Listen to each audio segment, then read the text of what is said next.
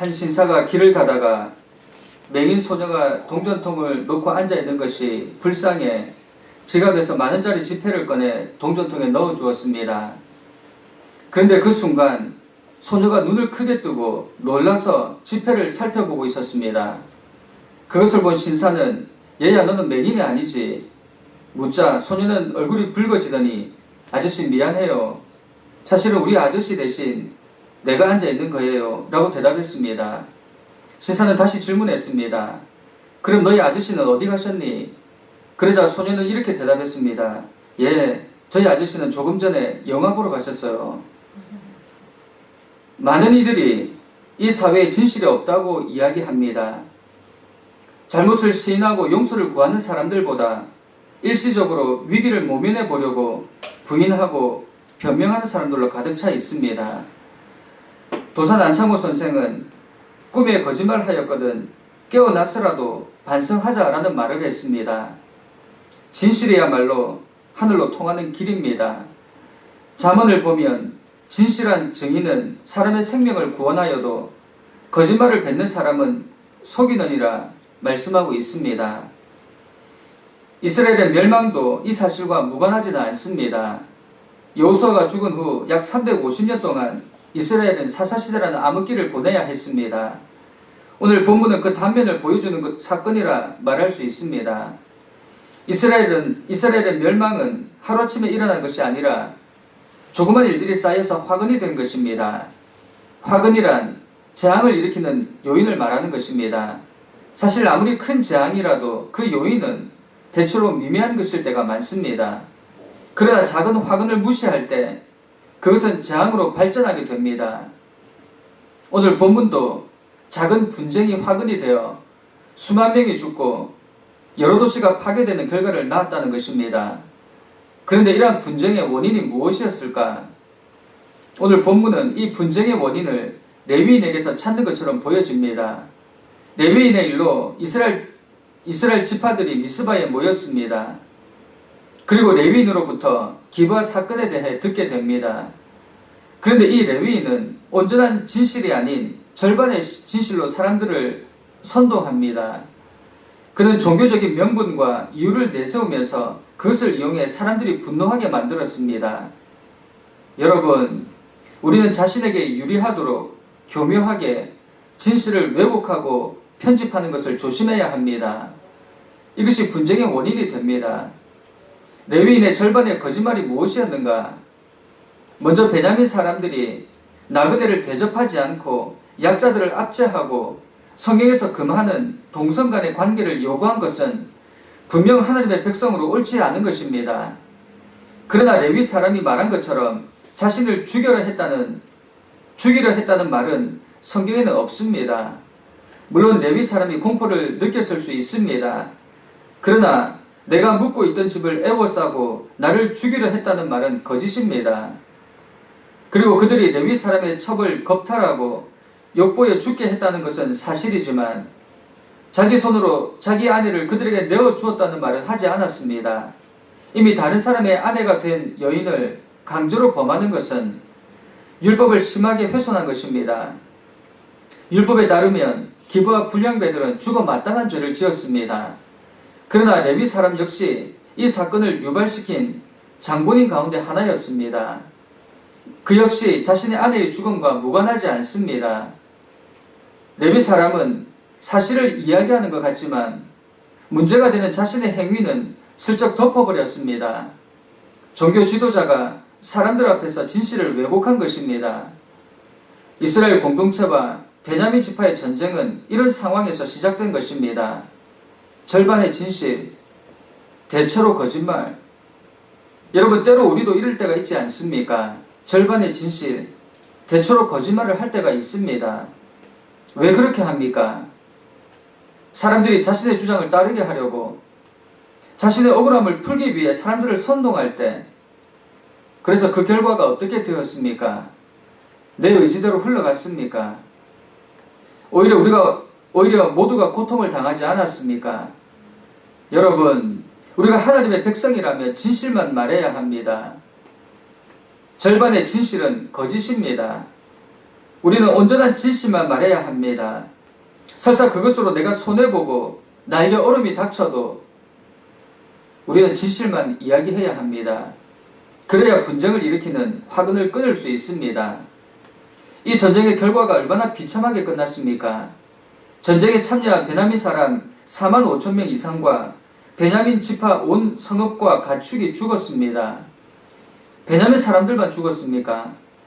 이스라엘 공동체 연합군도 4만 명 이상이 이 전쟁에서 죽거나 다쳤습니다. 오늘 말씀을 통해 당시 이스라엘 공동체는 그들 가운데 죄악을 없애고 선민 공동체를 순수하게 보존하려는 강한 열망이 있었음을 우리는 알 수 있습니다. 이러한 태도는 높이 평가받아야 마땅합니다. 그러나 우리가 간과하지 말아야 할 것은 이것은 한 지파의 문제가 아니라 그들 전체의 문제였다는 것입니다.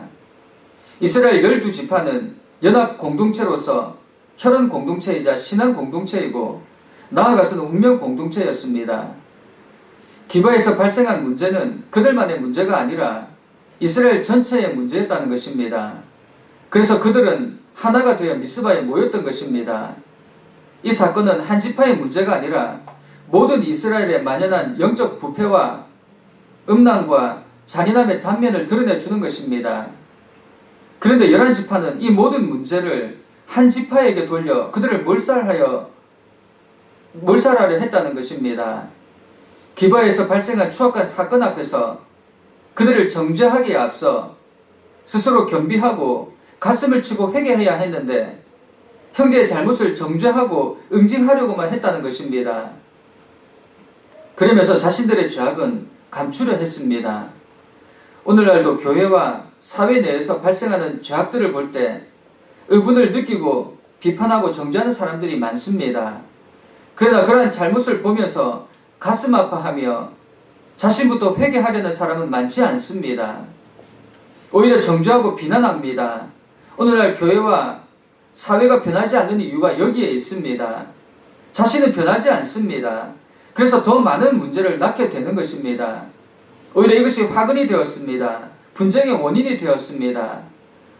오늘 말씀에서 사실 이런 분쟁은 충분히 해결할 수 있는 것이었습니다. 그런데 원인보다 결과를 중시한 그들은 극단적인 선택을 하게 되었습니다. 여러분, 우리는 이러한 상황에서 어떻게 이 분쟁의 원인을 해결할 수 있습니까? 먼저 하나님께 물어야 합니다. 그런데 이스라엘 백성들은 어떻게 합니까? 자신들의 생각으로 판단하고 이 문제를 해결하려 했다는 것입니다. 오늘 이스라엘 백성들은 형제와의 싸움을 준비하면서 전혀 하나님께 묻지 않고 있습니다. 하나님의 백성은 크고 작은 문제들을 결정하기 전에 먼저 하나님의 뜻이 어디에 있는지 물어야 합니다. 그런데 그들은 레위인의 이야기만 듣고 모든 것을 판단했습니다. 그의 이야기는 절반의 진실이었는데도 불구하고 5절과 6절에 기록된 레위인의 진술은 자신에게 불리한 내용은 모두 빼고 어떤 부분은 과장했습니다. 사건에 대한 객관적인 설명이 아니라 그의 주관적인 평가였습니다. 레위인은 그들을 성폭력이 아닌 살인죄로 고발했다는 것입니다. 기브와 불량배들이 레위인의 첩을 엿보이고 그 결과 그녀가 죽은 것은 사실이지만 레위인은 자신의 첩을 집 밖으로 끌어낸 것과 그들 손에 넘겨준 사실, 그리고 정신을 잃은 첩의 상태를 제대로 살피지 않았다는 것은 말하지 않았다는 것입니다.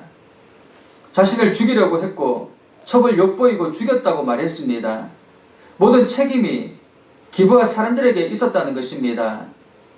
그런데 레위인이 이 사건을 이렇게 참혹하고 끔찍하게 몰고 간 것은 타락한 이스라엘 백성들이 웬만해서는 움직이지 않았기 때문이었습니다.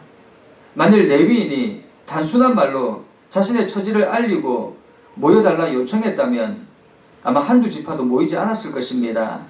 사사기 전체를 보아도 적들이 쳐들어와 동족의 큰 위험에 직면할 때도 서너 지파가 모이기가 쉽지 않았다는 것입니다. 그런데 개인의 원한을 갚아주기 위해 지파들이 모인다는 것은 불가능한 일이었습니다. 이 시대가 평범한 상식이나 하나님의 말씀이 전혀 먹히지 않는 사회였다는 것입니다. 정언을 바친 레위인은 이스라엘 백성들에게 명령하면서 지금 당장 대책을 만들어내라 촉구합니다. 7절에 방법을 내라 요구하는데 이는 전쟁을 하자는 이야기입니다. 절반의 진실은 결국 그들을 전쟁으로 몰고 갔습니다. 시간적 여유를 가지고 이성적으로 생각하고 다른 증인들을 불러 사건의 진상을 조사해야 되지만 그는 자신의 말이 무조건 맞으니 빨리 이 문제를 해결해라 강요합니다. 무엇이든지 급하게 하는 일은 문제가 생기게 마련입니다. 그런데 레위인은 이스라엘 백성들을 몰아붙입니다. 상황이 자신에게 불리하게 변하는 것을 막기 위해 격앙된 사람들의 감정을 이용합니다. 마찬가지입니다. 교회가 영적으로 어둡고 혼란스러우면 이런 사람들이 일어나 교회와 사회를 혼란스럽게 만든다는 것입니다. 심각한 문제가 생겼을 때 흥분된 감정으로 한두 사람의 선동에 휘둘려서는 안 됩니다. 시간이 걸려도 무엇이 진실인지 정확히 따져야 합니다. 감정을 가라앉혀야 합니다. 그래야 분쟁을 피할 수 있습니다. 특히 하나님의 정의를 실현하는 일은 결코 시간에 쫓겨 급하게 해서는 안 된다는 것입니다. 하나님은 결과도 중요시하지만 과정을 더 중요하게 보시는 분이십니다. 하지만 이스라엘 백성들은 레위인의 말만 듣고 흥분하여 마치 한 사람처럼 들고 일어났다는 것입니다. 지금 이스라엘 백성들은 자신들의 생각대로 결정하고 자신들의 뜻이 곧 하나님의 뜻인 것처럼 착각하고 있었다는 것입니다. 그 결과가 무엇입니까? 수많은 사람들이 죽어야 했습니다. 우리가 반드시 생각해야 하는 것은 우리의 생각이 곧 하나님의 뜻이 아니라는 사실입니다. 무슨 일이든 결정하기 전에 먼저 하나님께 물어야 합니다. 이사야를 보면 여호와의 말씀에 내 생각은 너희 생각과 다르며 내 길은 너희 길과 다르다 말씀합니다. 우리는 다수의 의견보다 하나님의 뜻에 우선순위를 두어야 합니다. 만일 우리의 뜻이 하나님의 뜻과 일치하지 않는다면 우리는 과감하게 우리의 뜻을 내려놓을 줄 알아야 합니다. 아무리 모든 것을 완벽하게 갖췄다 해도 하나님 뜻에 무지하면 많은 것을 잃을 뿐입니다. 예수님은 천국에 들어갈 자격에 대해 말씀하시면서 그 기준이 하나님의 뜻을 행하는 것이라 말씀하셨습니다. 우리가 주님의 이름으로 하는 모든 일이 하나님을 기쁘게 하는 것이 아니라는 것입니다. 하나님이 기뻐하시는 일을 하려면 무엇보다 하나님의 뜻이 무엇인지 분별해야 합니다.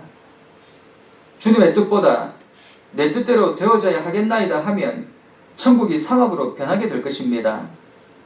오늘 이스라엘 11지파가 실수한 것은 먼저 하나님의 뜻이 무엇인지 묻기보다 사람의 말을 들었다는 것입니다.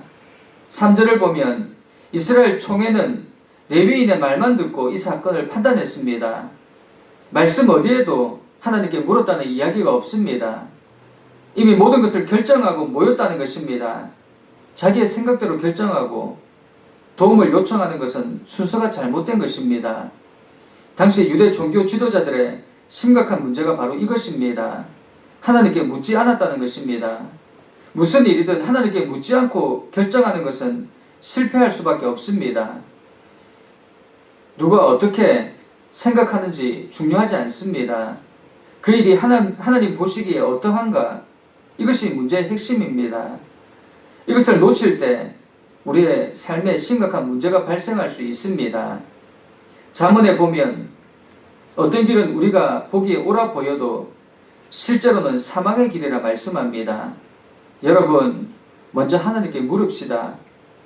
무슨 일이든지 하나님의 눈으로 하나님이 보시기에 어떠한가를 생각하는 우리가 됩시다. 그러면 절반의 진실에 속지 않을 것입니다. 실패하지 않을 것입니다. 두 번째로, 죄에 대해서는 철저한 회개가 있어야 합니다. 회개 없이 행동해서는 안 된다는 것입니다. 4절에서 6절은 레위인이 이 사건이 어떻게 일어나게 되었는지 설명하는 부분입니다. 그리고 7절에서 백성들에게 어떻게 할 것인지 속히 결단하도록 요구하고 있습니다. 레위인은 이 사건을 자신에게 유리하게 이야기했습니다. 자신의 잘못은 모두 숨긴 채 기브아 사람들이 나를 죽이려 했다는 과장된 보도로 이스라엘을 분노케 한 것입니다. 그리고 어떤 가책도 느끼지 않았습니다. 만일 그가 진짜 하나님의 사람이라면 이 사건의 한가운데서 진실을 이야기하고 회개했어야 했습니다. 그러면 하나님께서 이 일을 가장 선하게 처리하셨을 것입니다. 그런데 그는 절반의 진실로 백성들이 하나님 앞에 엎드려 회개할 기회를 잃게 만들었습니다. 자신의 허물을 회개하지 않고 오히려 백성들의 마음을 충동한 것입니다. 예나 지금이나 정치 지도자들은 물론 종교 지도자들 중에서도 이와 같은 사람들이 의외로 많습니다. 자신의 허물은 감추고 다른 사람들의 허물은 들추어냅니다. 사람들의 관심을 엉뚱한 일에 집중하게 만들어 비극을 초래합니다. 그러나 역사의 주관자이신 하나님은 이와 같은 사람들을 그대로 두지 않으십니다. 우리는 사람들의 말에 동요되어서는 안 됩니다. 하나님 앞에서 그 일이 옳은가, 하나님의 뜻과 일치하는가가 판단의 기준이 되어야 합니다. 그렇지 않으면 우리의 삶도 아무것도 아닌 일 때문에 돌이킬 수 없는 일이 발생하게 된다는 것입니다. 여러분, 우리 사람을 보고 판단하지 맙시다. 무엇보다 그 사람의 지위나 역할 때문에 무슨 말을 하든지 그대로 받아들이지 말고 그것이 말씀에 위배된다면 과감하게 끊을 줄도 알아야 합니다. 사람들 앞에서 천국문을 닫고 자신도 들어가지 않고 들어가려 하는 자들도 들어가지 못하게 하는 지도자들이 많습니다. 주님의 이름으로 일한다고 모두 주님의 일꾼이 아닙니다. 거짓 선지자들이 우리에게 접근할 때 자신의 참모습을 드러내지 않습니다. 예수님은 그 사람들이 양의 옷을 입고 나온다고 우리에게 경고하고 있습니다. 그래서 매사에 신중하게 결정해야 합니다. 만일 이스라엘 11지파들도 레위인의 말을 듣고 성급하게 판단하는 것이 아니라 먼저 이 끔찍한 사건을 보고 자신들의 잘못을 회개했다면, 하나님께 엎드려 부르짖었다면 어떻게 됐을까? 그런데 아무도 회개하지 않고 잘못을 시인하지 않았습니다. 심지어 이 사건을 발생시킨 기브아 불량배들이 속한 베냐민 지파는 기브아 불량배들을 내놓지 않았습니다. 그들을 감싸고 오히려 이스라엘과 전쟁을 택했습니다. 그들이 회개하고 자신의 잘못을 인정하고 기브아 불량배들을 내어놓았다면 이 전쟁은 일어나지도 않았을 것입니다. 그들은 분명히 죄를 저지른 사람들로서 합당한 벌을 받아야 했습니다. 이것이 마땅한 것이지만 베냐민 지파는 범죄한 자들만 내어놓으라는 이스라엘의 제안을 거절하고 기브아로 모여 싸움을 준비했습니다. 그들은 기브아 사람들의 행동이 하나님 보시기에 선한지 악한지 분별하지도 않고 자기 지파 사람들이라는 이유로 무조건 그들을 감싸며 형제인 온 이스라엘을 적으로 만들었습니다. 지금 베냐민 지파는 자기 지파의 자존심을 지키기 위해 집단 이기주의에 사로잡혀 진리나 정의를 따르기보다 기브아 불량배들의 악행을 눈감아 줌으로 더 큰 범죄 자리로 나가게 된 것입니다. 오늘날 이 세상에서도 자기가 소속된 집단만 생각하는 집단 이기주의가 진리나 정의보다 앞서는 경우가 많습니다. 그렇다면 이러한 상황에서 우리는 어떻게 해야 하는가? 나와 내가 속한 공동체가 범죄한다면 우리는 어떻게 해야 합니까? 잘못을 인정하고 회개해야 합니다. 숨기지 말아야 합니다. 회개의 전 단계는 죄에 대한 깨달음입니다. 죄를 죄로 인식하지 못하면 회개는 불가능해집니다. 자신이 죄인이라는 사실을 인식하지 못하고 자신이 완전한 줄로 착각하는 사람들은 결코 회개할 수 없습니다. 우리는 예수님의 첫 메시지가 회개라는 사실에 주목해야 합니다. 많은 사람들이 주님의 말씀을 듣고 구원의 초대에 응했지만 스스로 완전하다 생각했던 유대 종교 지도자들 대부분은 예수님의 말씀에 관심을 보이지 않았습니다. 회개의 필요성을 느끼지 못했기 때문입니다. 오히려 회개를 촉구하는 그리스도를 제거하려 했습니다. 이것이 오늘 베냐민 지파들의 행동 아닙니까? 오늘 이런 사람들이 참으로 많습니다. 수치스러운 일을 하고도 회개하려 하지 않고 그 책임을 다른 사람들에게 돌립니다. 사도 요한은 만일 우리가 죄가 없다고 말하면 스스로 속이고 또 진리가 우리 속에 있지 아니할 것이라 말씀합니다. 절반의 진실이 바로 이런 것입니다. 자신은 죄가 없다고 말하는 것. 이것은 하나님을 거짓말하는 자로 만드는 무서운 죄입니다. 그러므로 우리는 죄를 짓지 않도록 매사에 주의하고 조심해야 하지만 범한 죄에 대해서는 적극 인정하고 회개해야 합니다. 그런데 이스라엘 11지파 백성들이나 베냐민 지파는 오늘 이 중요한 일을 미루고 먼저 전쟁을 선택했습니다. 그래서 얼마나 많은 희생과 피해를 보게 되었습니까? 수적으로 월등히 우세였던 이스라엘 11지파도 베냐민과의 전쟁에서 2번이나 패하게 되었습니다. 베냐민 지파의 악행을 응징하기 위해 정투에 임했다가 참패를 당했기 때문에 그들의 마음은 더 참담했습니다. 여러분, 범죄한 자를 심판하는 것이 하나님의 뜻이라 해도 승리가 보장된 것은 아닙니다.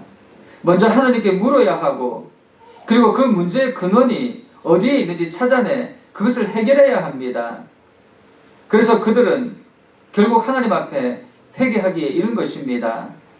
문제가 심각한데도 자기를 돌아보지 않고 불평만 늘어놓는 사람들은 성도가 아닙니다. 우리가 추진하는 일을 장애물이 막고 어렵게 할 때 무례하게 강행하게 되면 문제가 더 커집니다. 하나님께서 막으시는 데는 다 그럴 만한 이유가 있습니다. 그래서 그때는 자기를 살펴야 합니다. 문제는 자신에게 있는데 다른 사람을 원망해봐야 아무 소용이 없습니다. 예수님 당시 유대 종교 지도자들이 망하게 된 것도 그들 자신의 고집과 회개치 않는 마음 때문이었습니다. 자기를 살피는 일에는 소홀했기 때문입니다. 우리가 그리스도를 믿고 성도가 되었다 해도 죄를 범하지 않는 것은 아닙니다. 여전히 육신을 입고 죄 가운데 살아가기 때문에 회개가 필요합니다. 회개란 우리의 문제를 해결하도록 하나님께서 허락하신 은총입니다.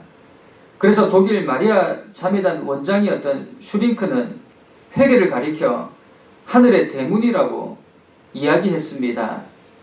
여러분, 우리 삶에서 일어나는 문제들 앞에서 때로 장애물이 우리 앞을 가로막을 때 자기를 살피고 만일 범죄할 사실이 드러나거든 즉시 회개하는 우리 모두가 되기를 간절히 축원합니다. 회개는 하나님과 우리 사이를 가로막고 있는 장애물을 제거하는 유일한 통로입니다. 오늘 말씀은 같은 지파라 하여 범죄한 자들을 감쌌던 베냐민 지파와 자신들 안에 있는 죄는 깨닫지 못하고 형제의 죄만 단죄하고 응징하려 했다가 그도 패배한 이스라엘 총회를 바라보면서 우리는 어떻게 해야 하는지 시사해주는 바가 큽니다. 우리는 죄에 대해서는 아무리 큰 아픔이 따른다 해도 단호히 끊는 결단과 함께 다른 사람을 비난하고 정죄하기 전에 자신을 성찰하고 자신부터 개혁해 나가는 신앙을 동시에 가져야 할 것입니다. 그럴 때 우리는 분쟁에 쌓이지 않을 수 있습니다. 누가 무슨 말을 하더라도 그것에 속지 않고 범죄하지 않을 수 있습니다. 여러분, 우리 삶에서 여러 가지 문제를 만나거든 먼저 하나님께 묻기를 간절히 부탁드립니다. 모든 지혜에 뛰어난 하나님께서 그 문제를 해결할 지혜를 우리에게 허락해 주실 것입니다. 그리고 우리의 잘못 앞에서 그것을 덮기보다 우리에게 유리하게 왜곡하기보다 진실로 회개하는 모두가 되기를 간절히 소원합니다. 그래야 하나님께서 도와주셔서 어떠한 어려움 가운데서도 승리할 수 있습니다. 이 시간 우리의 삶을 들여다보기를 간절히 소원합니다. 우리는 어떤 사람이었는가? 우리는 문제 앞에서 하나님을 찾았는가? 나의 허물은 감추고 다른 사람의 허물만 들춰내지는 않았는가? 만일 그러한 것이 생각나거든 이 시간 하나님 앞에 회개합시다. 그래야 하나님께서 우리의 삶에 역사할 수 있습니다. 이 시간 하나님 우리의 허물을 용서해 달라고 우리의 유익을 위해 진실을 왜곡한 사실이 있다면 그래서 그것 때문에 피해를 본 사람들이 있다면 하나님 그들의 삶을 바르게 인도해 달라고 그리고 그것을 바로잡기 위해 올바른 일이 무엇인지 결단하고 행동한 우리가 되게 해달라고 기도하겠습니다. 특별히 모든 일에서 하나님께 묻는 우리가 되기를, 아무리 사소한 것이라도 먼저 하나님의 지혜를 구하고 하나님의 분명한 뜻을 깨닫고 그리고 행하는 우리가 되기를 이 시간 우리 함께 통성으로 기도하겠습니다. 사랑하는 하나님, 우리의 삶에 일어나는 모든 사건들을 통해 하나님을 만나기 원합니다. 좋은 일도 그렇지 못한 일도 하나님을 만나는 통로가 되기 원합니다. 무슨 일이든지 먼저 하나님께 묻고 하나님의 뜻을 구하는 저희들 되게 하옵소서.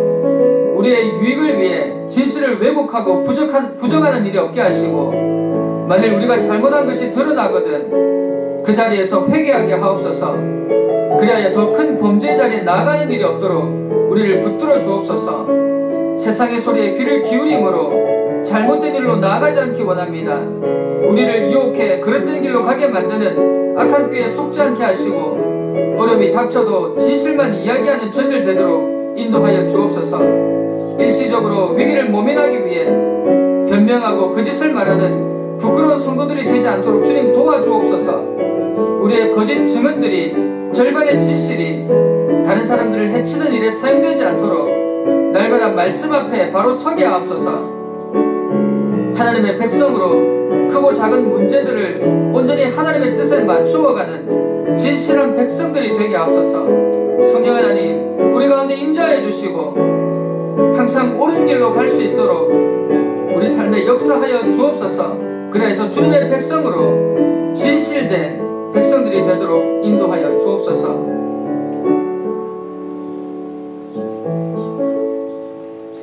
사랑하는 하나님, 죄에 대해 눈 감아주다가 그들과 함께 멸망하는 일이 없도록 죄에 대해서 철저하게 회개하는 저희들 되게 하옵소서. 회개하지 않는 마음 때문에 멸망에 이르지 않도록 하나님이 주신 기회를 붙잡는 저희들 되기를 간절히 소원합니다. 하나님의 백성으로 문제의 본질을 바로 보게 하시고 그 속에서 하나님의 뜻을 발견하여 그 뜻대로 행하는 산정의교회 성도들이 되기를 간절히 소원합니다. 예수님의 이름으로 기도드립니다. 아멘.